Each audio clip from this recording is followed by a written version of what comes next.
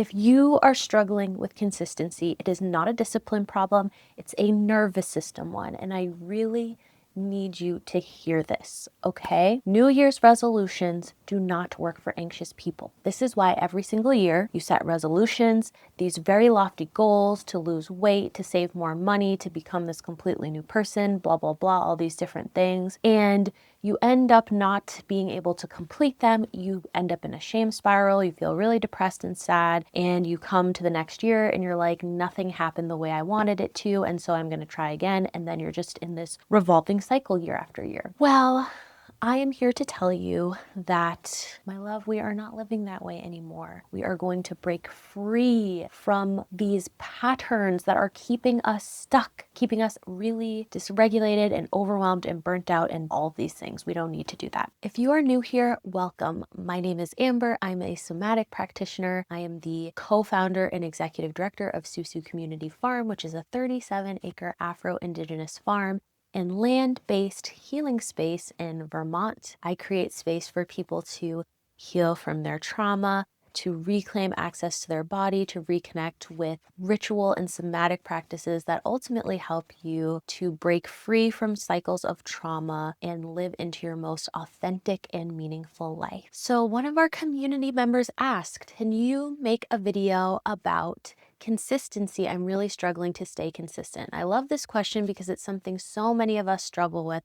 And so today we are going to get deep into why this happens and what we can do about it and how you can actually create rhythms, not routines, not resolutions, but sustainable rhythms to help you to be more consistent in the way that makes sense for your nervous system. So many of us have been taught that consistency comes from willpower. It comes from pushing ourselves really hard, from being stricter, and from holding ourselves accountable at all costs. But for most people, especially people who are living with chronic stress and anxiety and burnout and trauma, that approach actually makes consistency less accessible, and this is where the breakdown often happens. Okay, so first, let's get a little bit of a definition of what consistency is from a nervous system perspective. Consistency isn't about doing something every day without fail. From a nervous system perspective, consistency is about repetition. It's about being able to have access to repeating a behavior over and over again, even if sometimes we aren't repeating that behavior.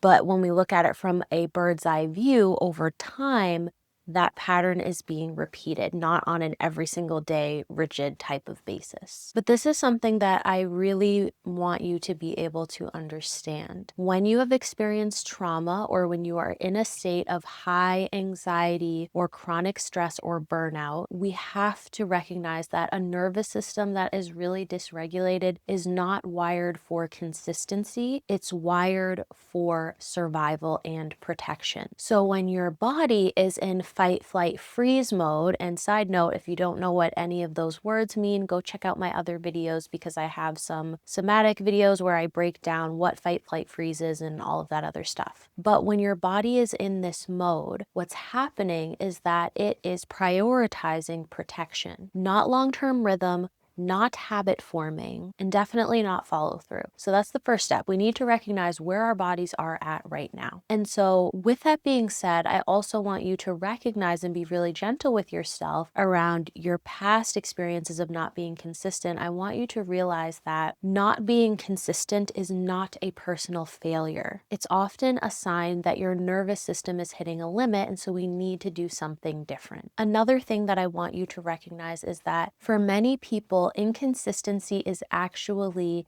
a protective strategy for your nervous system and your body. And I want to help you to understand what is happening with inconsistency so that you can know how to work with it. So for anybody who has experienced trauma, your body may have learned that showing up for anything too regularly was actually not safe. Think about being a child. Have you ever experienced something where, you're a kid, you can't leave your home, there's violence or something happening there, and you are consistently having to be in an unsafe space, or even in an abusive relationship or some other kind of relationship that was toxic or unhealthy for you? When your body goes through these experiences where you're showing up consistently and regularly, but you're not receiving safety, that's teaching your nervous system that consistency is actually not safe. Or maybe you have a parent relationship or another kind of relationship with a narcissist or some other person who expected you to be giving them love and care in an inappropriate way. So for children, often, who are expected to provide for their caregivers love and support in a way that's not really appropriate for a child to do that, that teaches our nervous system that being consistent and being relied upon is actually very overwhelming and dangerous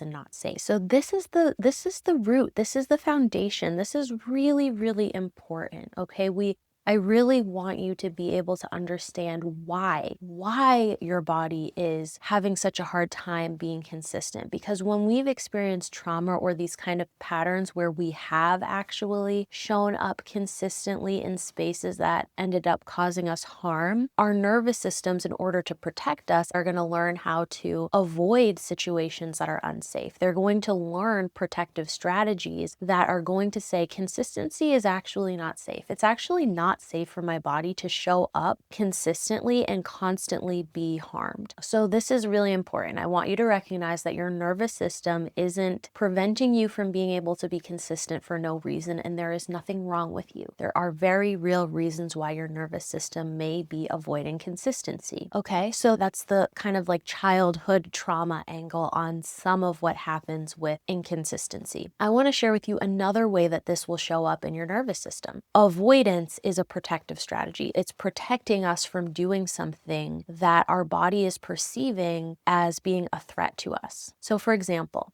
imagine you're a painter and somebody asks you to paint a portrait for them. And every single day you go to paint, but you just don't have the energy to do it. You get distracted, you just can't paint this thing. A lot of people will jump to like, you're not motivated. But when we actually look underneath the surface of what's happening here, and we start to actually learn more about our bodies and why they are avoiding something, maybe we might see that I'm actually feeling really insecure. I feel like I am having imposter syndrome, or I don't feel like I'm able to paint what they're asking me to paint. I'm scared it's not going to be good enough, which that fear could also be a fear of rejection, right?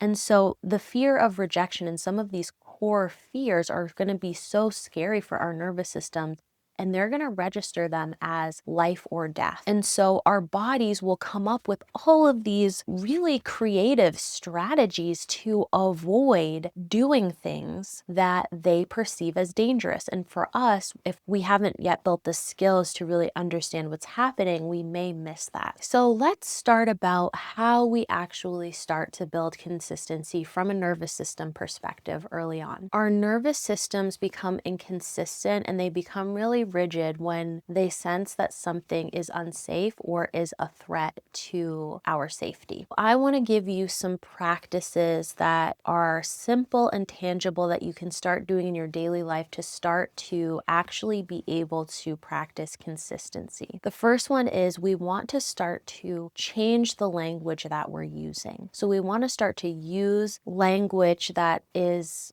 more like, I am inviting myself into this practice today. We want to use invitational language, because if you're using language with your nervous system that is like, I have to do this, or is more rigid and more willpower based, for an anxious or burnt out nervous system, your body's going to start to contract and it's going to resist that. With starting to build habits, the thing that we want to do is we actually want to start practicing building habits before we actually build habits with things that we care about. So what we're wanting to do is we actually have to repattern our nervous system's experience with what it means to be consistent. Right now, our nervous systems are feeling like consistency equals danger. And we need to help our nervous systems learn that consistency actually equals safety and joy and a fulfilling life. And so how we're going to do that is we're going to practice creating new habits before we actually create new habits and rhythms and patterns that may be less exciting or fun. So what I want you to do is I want you to think about something that you enjoy doing, because our nervous systems actually learn through safety and joy. What is something small that you love to do? For example, it could even be just eating ice cream. It could be putting on lipstick, whatever it is. Just think about one small thing that actually brings you a tiny bit of joy. And we're going to use that as our first practice so that your nervous system can actually have a successful experience with consistency. So what I want you to do is practice 30 seconds a day. I'm going to commit 30 seconds a day to doing this one thing I really love to do. So, and it can be longer if you're just really enjoying it. Like, it's going to be hard to eat ice cream in 30 seconds. So if ice cream is your thing, you're like, every single day for the next week, I'm going to have a spoonful of ice cream and I'm going to just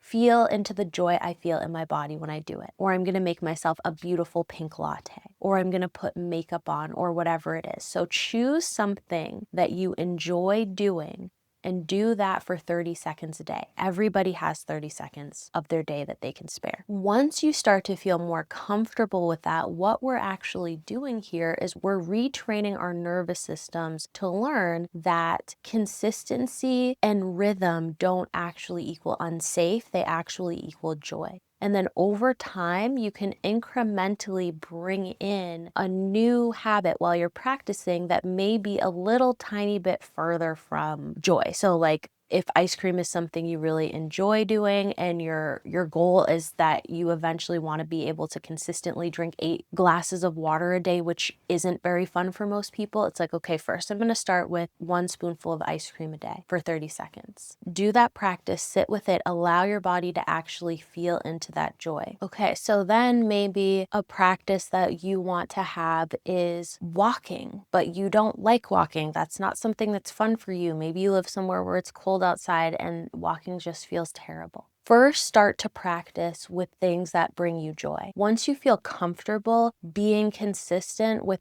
practicing things that bring you joy, you can bring in something a little bit more difficult, but you still want it to be connected to something that you actually enjoy. So if the next step for you is walking, you can commit, I'm going to walk 1 minute a day towards something that actually brings me joy. So I'm going to walk 1 minute a day towards this river that I'm going to leave offerings at, or towards this little place where I can sit with the sun, or towards this place where I'm then going to sit down and draw a picture. So we want to start small, and we also want to stay small. Consistency isn't about having these grandiose, big, life-changing things that we're doing all at one time. Actual transformational, life-changing experiences are things that actually happen really incrementally, that we're doing little tiny practices slowly and sustainably over time, again and again and again. And we're doing them towards something that we care about, so then once we get there, we have achieved a thing that we care about. This is really what I hope for you to take in from this. One, we need to start establishing a sense of safety in our body if we have had experiences that have made our bodies feel unsafe. Two, when we are ready to start actually bringing in practices to build our sense of consistency, we want to actually focus on bringing consistency in around things that bring us a sense of joy, so that we can teach our bodies that consistency is actually a safe and nourishing thing rather than a harmful thing. Three, we want to build the somatic tools and skills to actually start to listen to our body so we can understand what our bodies are trying to protect us from by being inconsistent, so that we can actually meet those underlying needs in a different way. Number four, smaller rhythms are more sustainable than big commitments. So we're not trying to commit to a life-changing thing. We just want small rhythms. And lastly, repair matters more than perfection. So I hope this video was helpful for you, loves. Please let me know in the comments below if you have more questions about consistency, or if there's another video you want me to make to help you reclaim your life and to really heal trauma and live into a life that feels most meaningful to you. Bye, loves.